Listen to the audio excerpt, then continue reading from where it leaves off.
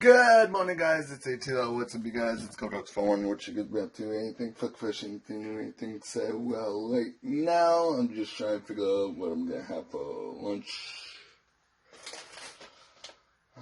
Chicken broccoli, and then I'm gonna have some. Oh, yeah, I said tuna. Casual. In the fridge, too.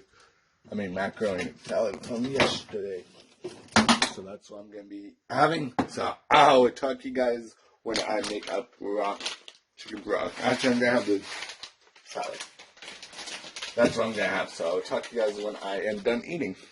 This is my vlog channel. Check out my main channel. It's Go Dogs for One.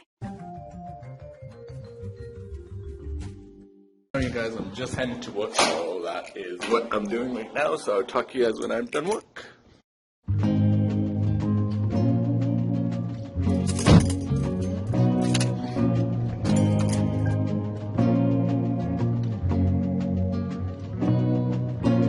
Guys, I just got home and I am going to cook up some potatoes the way that I like them, so that's pretty cool. It's going to be really, really good the way that I like it. So I'm going to add some spices and everything like that, so I'll talk to you guys when I do like that.